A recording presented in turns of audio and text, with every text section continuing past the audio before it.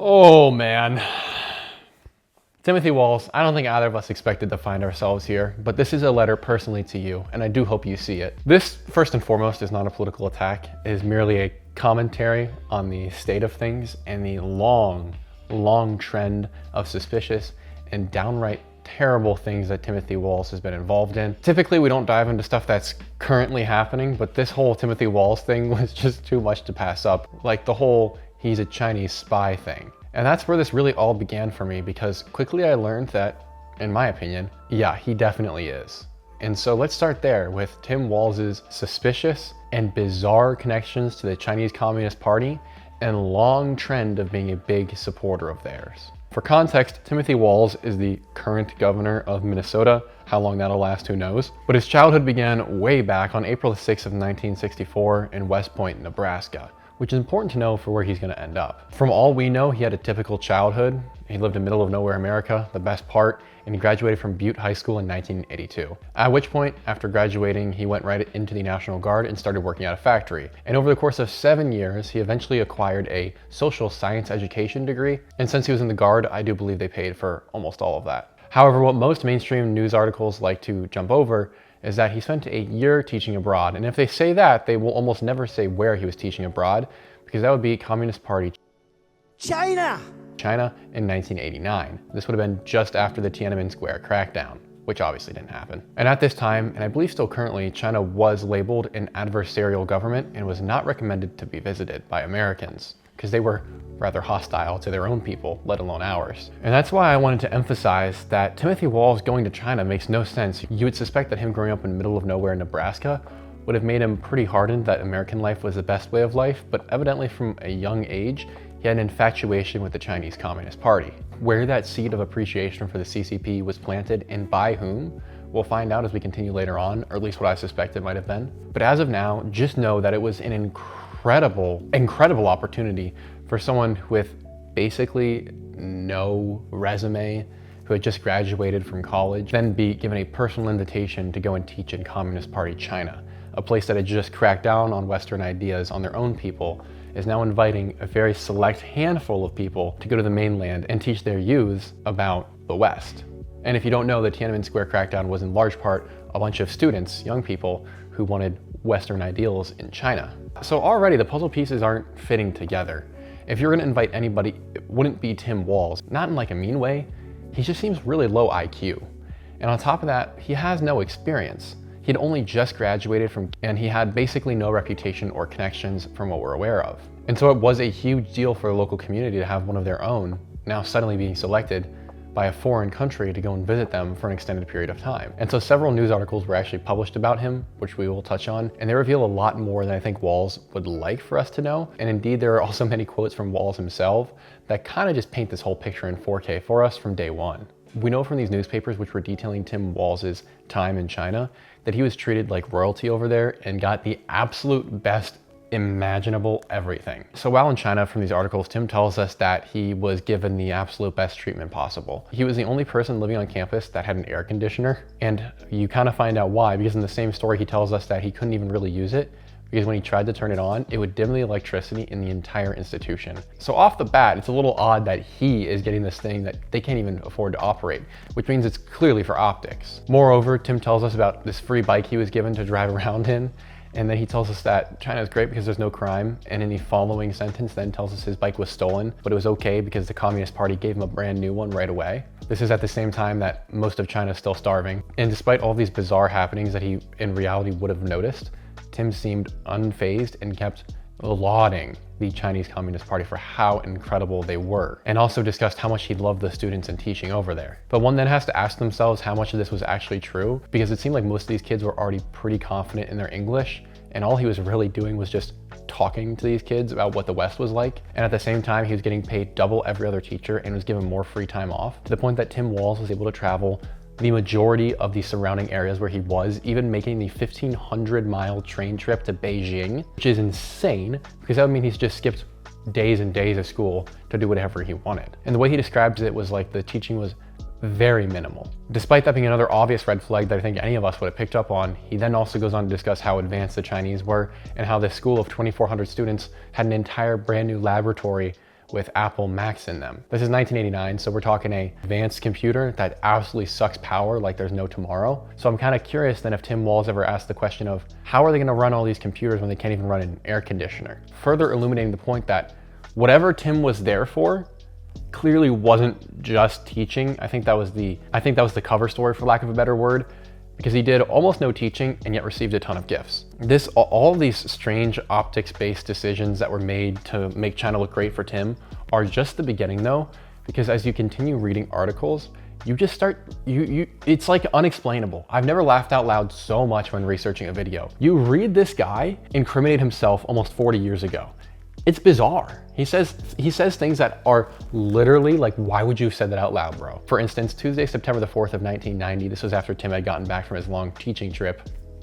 There was an article published entitled, Cadron grad gets the royal treatment in China. And yes, that is actually the title. I do want to note that he has an enormous handmade, hand-painted fan from China that someone gave him, which is supposed to be an honorable thing to get. Just putting that out there. And so here I'm just gonna read some of my favorite quotes for you. This is by Con Marshall. Thank you for your great journalism, for real. The past year that Tim Walz spent teaching school in China was a very rewarding one, he says. No matter how long, this is an exact quote from Tim Walz. Quote, no matter how long I live, I'll never be treated that well again, said the 1989 Cadron State grad. This is another quote. They gave me more gifts than I could bring home. It was an excellent experience. I gotta wonder if it was a giant bag of cash you couldn't bring home because you would have been caught immediately. The article goes on to state that all the students in his classes had taken at least 6 years of English. So what was he teaching them if they already knew English? Another quote from Tim is, I was treated so exceptionally well, said Walz. There was no anti-American feeling whatsoever. America is, quote, it in the eyes of the Chinese. Many of the students want to come to America to study. They don't feel there's much opportunity for them in China. While the Chinese do not celebrate Christmas, some students and other friends cut a pine tree, decorated it, and brought it to his room on December 24th. He said they also threw a big party for him on his birthday, April the 6th. Quote, I definitely didn't leave because I didn't like it there or wasn't being treated well, he noted. Those are all real quotes. It's linked below and it's on screen. But basically we have a guy who's getting the premium treatment, getting paid more than anybody else and being invited to come to China, paid for by the Chinese government. And we really actually have to ask if there's something else going on. Well, let's be honest. We talked about it earlier. Tim has zero resume. He just graduated college, literally a couple months before this trip. So what on earth could they possibly have wanted from this guy to the point that they pampered him like a young prince? And the only thing that makes sense to me, if we're being realistic, is the fact that he'd been in the National Guard for about 7 or 8 years at this point.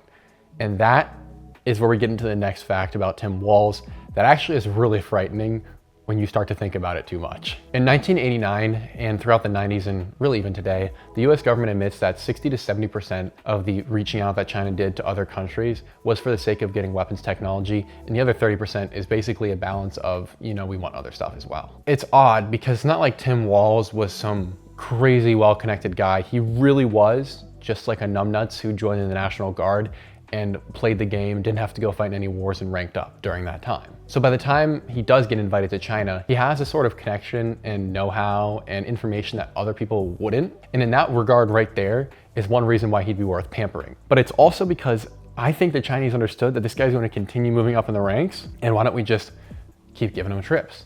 And that seems to be what they did, because Tim Walz was a teacher and a National Guard officer. He made nowhere near enough money to make the over 30 trips he did during that period of time to the Chinese mainland, sometimes staying for weeks, months, and like we know, he stayed for basically a full year in 1989.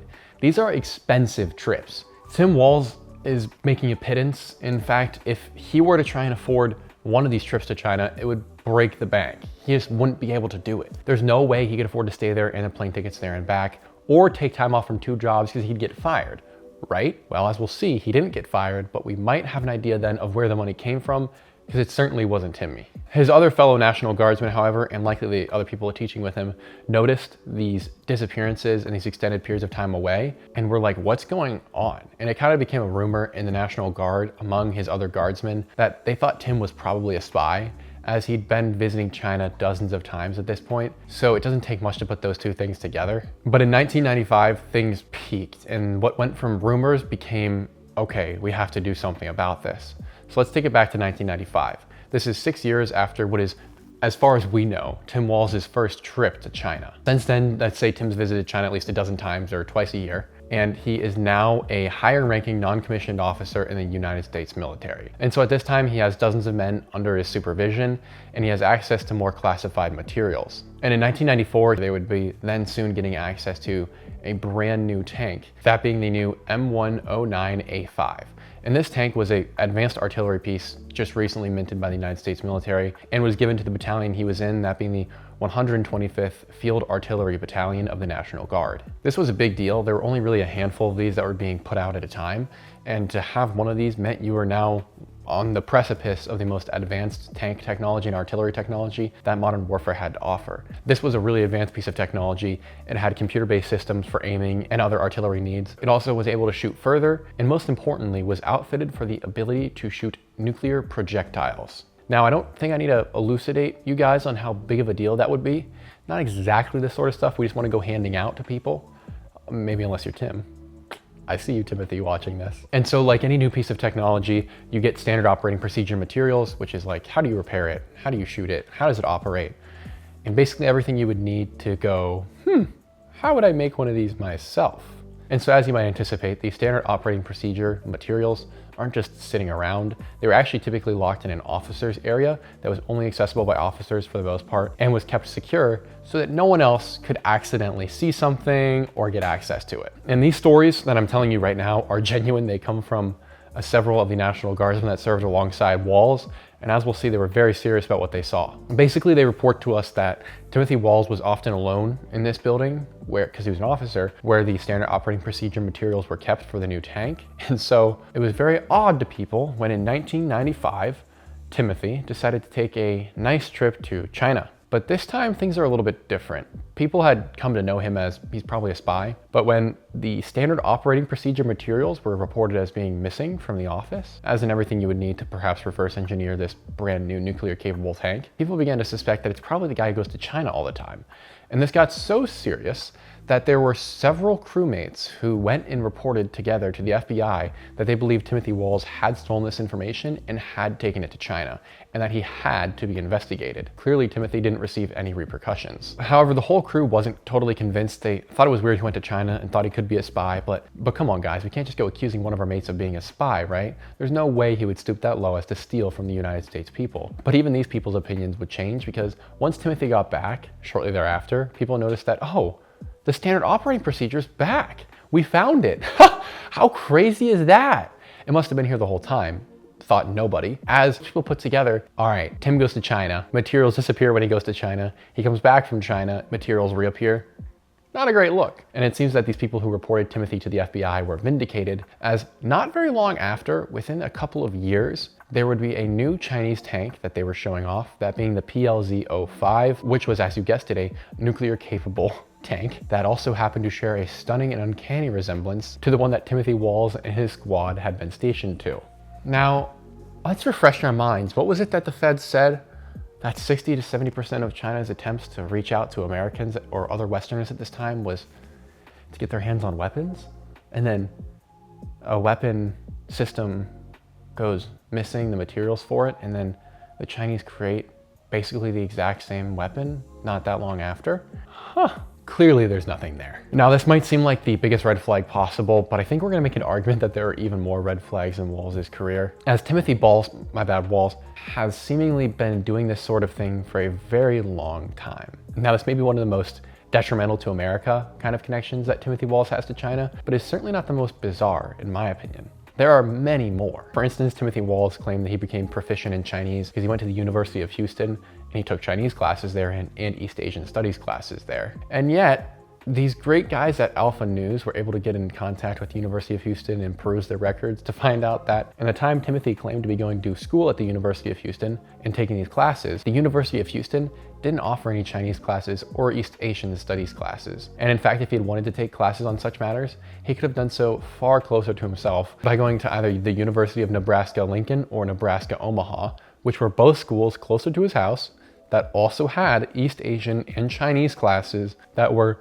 way more advanced than what else you could get really for the most part in America. Like, they were supposed to be top in their class. So then this article posits the question of why would Timothy Walz have lied about his reasons for going to Houston? And what they speculate, and what I think is rather an interesting theory, is that the University of Houston area, obviously being in Houston, is one of the few places over there that has a Chinese consulate. So maybe this connection to the CCP goes back further than 1989, when he originally got this invite to China, and that was just a process in the longer process of grooming him to be an asset for the Communist Party. So as it would turn out, the Chinese consulate that is believed Tim Walz was attending in the 1990s, pure speculation obviously, was then later shut down in 2020 for being involved in Chinese espionage. So just something to think about. And as we'll see later, this isn't actually really that outlandish of a theory whatsoever. China has something called the 1,000 Talents program, which, if I were to describe it in its simplest terms, is hey, I'm gonna give you money, you tell us what you do and anything's secret so we can do it and steal it.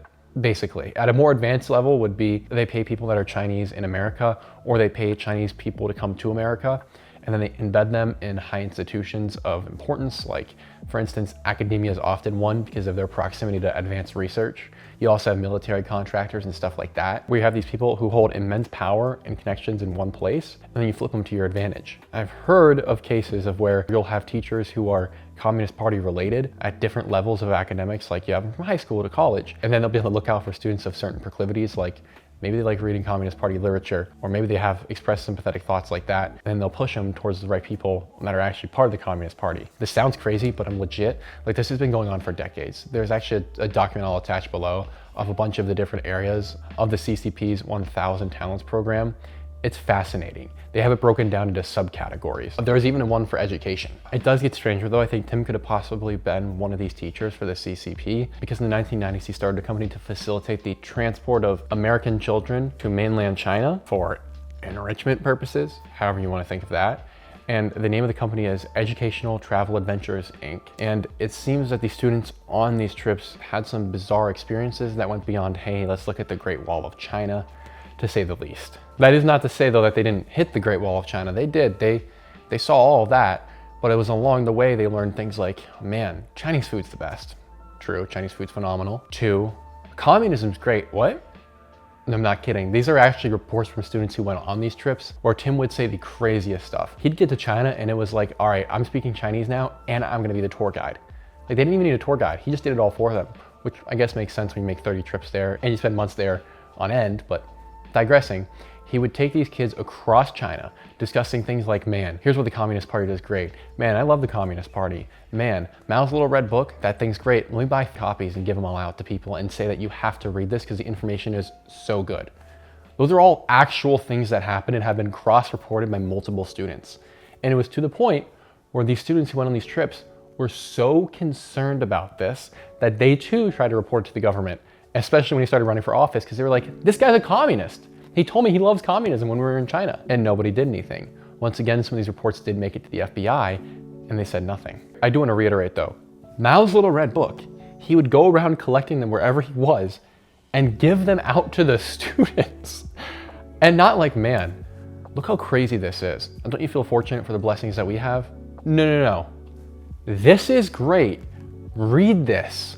This is what we need to be doing kind of comments. I do want to point out though that these bizarre connections to China go beyond what I've said. However, what I find more important to note is he was so obsessed with China, he decided to take his wife there for their honeymoon. And he chose their wedding date to be June 4th of 1994. But if you were to look that up, June 4th is the date that comes up for the Tiananmen Square protests. And it's also the date of when the really harsh crackdowns began. And people ended up dying, trying to spread ideas that were anti-communist party. So it's a really odd date to pick. And you might argue, hey, maybe it's just a coincidence, right? No. Tim Walz has come out and said that he chose that date on purpose because he wanted to, and I quote, always remember. Huh? But maybe now you were arguing, Cooper, a lot of these things happened in the past. Come on. Is it really true that he's still this way today? I mean, after all, he's a governor. Wouldn't that be crazy if he was still doing that? And he is, as we'll see, still doing this stuff. But it doesn't even take much effort to figure that out, I learned.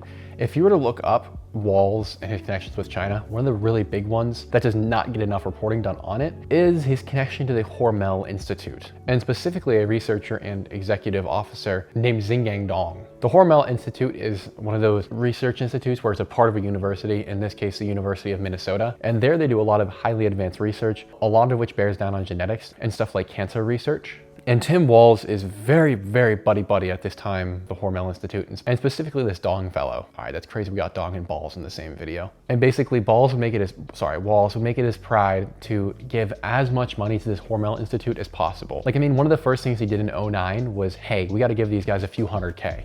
Despite this institute being well-funded and not really needing it by any assessment, and indeed, I would wager that you probably couldn't find where exactly that money went. Just a curious thought. But apparently Walz still had this insatiable desire to fund this institute anyway. You know what, maybe on one hand we see this as he wants to advance research in a specific area. But as we'll see, Walz still wants to keep funding and funding and funding, eventually sending actual millions and millions of dollars into the Hormel Institute and to this Dong fellow's research. And to Dong's credit, apparently, he was just taking all that money and finding places for it, or finding pockets for it. However, this began to come into question very heavily when in 2018, the NIH started a probe into high-ranking Chinese people in positions of power in America, specifically in academia, and began wondering whose loyalties you actually are holding at heart. And eventually the NIH made their way to the Hormel Institute. And specifically, they were investigating this Xingang Dong fellow, because Dong was very clearly an op, as the kids are saying. And so after serving for some 19 odd years at the Hormel Institute and in this high position of power where he had access to incredible information and money, he decided to resign when he heard the NIH was coming for him. And then he decided to completely leave the institute after that. So not only did he give up his high-ranking position that he'd built for such a long time, he completely left. I'm not even sure he's still in America right now. Now that, I'm sure, is the pinnacle of innocence right there, and we should take nothing as being suspicious about that. But things are gonna get worse. Dong is now heavily suspected as having been a very prominent member of the Chinese 1,000 Talents program, because within that time frame of this incident occurring, China had actually stated that he was in their top 100 talents worldwide, which is like their most important projects, and he was supposed to be on one of the most important ones. Like, he's a big dude within this already power-hungry organization. And the whole 1,000 Talents program kind of revolves around this Chinese idea of, well, why innovate ourselves when we can just take what they innovate? And this has been going on for a long, long time. There's that list in the bio if you want to look at some of the programs. But what this theft is costing America $600-ish billion per annum in lost intellectual property from American people, American companies, and even the government. And in the case of Tim Walz, for him to have all these connections to China and then a friend who's a top 100 talent project guy, I mean, come on, man. Like, let's just be honest with each other. A guy that he'll then brag about his relationship with and be all proud about and take pictures with. Like, this is his homeboy, which to me seems to explain why he had such an affiliation with the Hormel Institute. If Walz's job was to line the pockets of this Dong fellow on behalf of the CCP, Walz, to my guessing, had to have known who he was. It seems ridiculous to believe he didn't. I mean, this is the same guy who in 1989 got an invite for apparently no reason to be one of the few Westerners allowed into China, and even fewer Westerners to be allowed to teach Chinese kids. This is also the same guy who in a 1994 article bragged about having a high-ranking Communist Party official as his friend in the Foreign Affairs Department, which is the only reason he was able to get dozens of students from America into China at the same time. I mean, this dude is no joke. He seems to have all sorts of connections everywhere. And in this case, to believe Dr. Dong isn't one of them would be ridiculous. So then is it Dr. Dong? Dr. Dong. So then is it Dong being funded by Walz, or is Walz funding Dong on behalf of the CCP? This isn't nearly the top of this mountain though. Dong at this time also established something in China, or in partnership with some Chinese people, and actually mainland Chinese people, and it was called the U.S. Hunan Hormel Cancer Institute. So basically they made a copy organization of the Hormel Institute, now this time in China, and it was named after the one that Walz was funding through American taxpayer dollars. And even crazier though, the Hormel Institute has a long history of working with some corrupt organizations. For instance, something called the Beijing Genomics Institute, which the Pentagon refers to as a Chinese military company. So the separation between a current American governor and a Chinese Pentagon-defined military company that is trying to get American intel is one. That is what I call a link. I'm shocked that the government hasn't done something about this. This seems bizarre even for our time. And it is actually going to continue getting worse. We're almost to the precipice of where I'm like, what is going on? As we discussed, the Hormel Institute is doing a lot of cancer research and genetic stuff. Now, if I were a betting man, I would say cancer probably already has a cure. You know, patient cured as a customer lost, so they wouldn't tell us. Digressing from that point though, if you keep looking into this Tim Walz situation, you're gonna run into the story of a man named Michael Sublick, who's the author of a book named Countering China's Great Game, A Strategy for American Dominance. And he's also a senior fellow in the Indo-Pacific Studies at the American Foreign Policy Council. Boy, try saying that 10 times fast. He discusses how in 2018, the president of an internationally recognized cancer research center, keeps him anonymous for obvious reasons, visited the Senate when he was there, he being the author, and warned him that the CCP had been stealing research from their organization. And considering that this man is about as in the know as they come, that is a huge deal that we need to be concerned about. But what made me like kind of shiver me timbers a bit was what he says following that statement of theft. This man, who is way in the know, then goes on to say that, but they aren't stealing our cancer research for the sake of finding a cure to cancer. They're stealing it to see if they can create some sort of method, maybe genetic, maybe medicinal, to make their people and their population immune from radiation. And then he goes on to say, they're doing it to make sure that their people can't get radiation poisoning from a nuclear attack. Uh-oh. I don't know if that's possible. I mean, who knows, right? But it would seem that we are playing two separate games, us and the Communist Party. They have, as we can see, in all likelihood, high-ranking government officials completely owned by them and are developing technology for a war Americans don't even want to think about. And I guess now is probably a good time to state that Timothy Walz went on stage to say the following at a meeting alongside his good buddy Dong. He says, quote, "Someday when they write the history of how humanity solved cancer, it will be written through Henan province and through Austin, Minnesota." Austin, Minnesota is where the Hormel Institute is. And so now you have a guy who's such a cuckold for the Communist Party that he won't even put his own country first in that list, let alone the fact that he's stating that they're going to continue working with the Chinese Communist Party. How does, come on. It's not even hard at this point, dude. Make it more difficult, for real. Should be fired for saying that. That sort of, whatever. What do I know? And the final thing I wanted to bring up about old Timmy Tim's behavior with the Chinese is that he actually was at one point in a weird relationship with a Communist Party member, high-ranking one's daughter, named Pinhua, or however you say his name. Her name was Jenna. I'm not gonna use the last name for her own sake. It's just, don't wanna be rude. And basically Jenna says that Tim was extremely emotionally abusive and even a little physically abusive. And their relationship was so scandalous that they couldn't be seen in public, as it would have destroyed her dad's reputation and her family reputation. But in private, they were all up in each other's arms.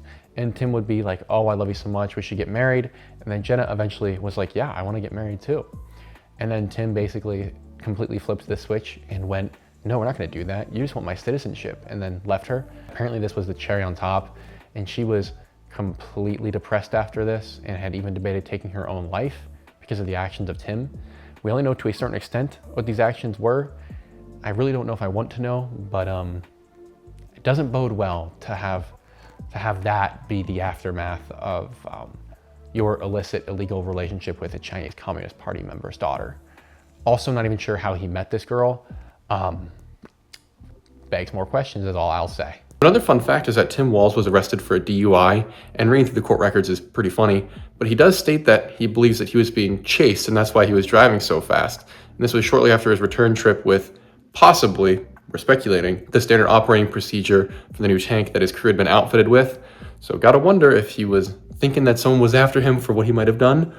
Who knows? Just one more thing to add in these Chinese connections. And so as that stands, that's basically all the points I want to get into about Timmy's connections to China. And I'll let you decide for yourself, but if I were to wager, I would be putting a fortune on the idea that he is owned by the CCP. And I don't think that is even a very risky bet, and I think it would pay out very nicely. So hope you guys enjoyed. If you did, let me know, write a comment, let me know what you think. Is he a spy? And I can't wait to see each and every one of you in the next one.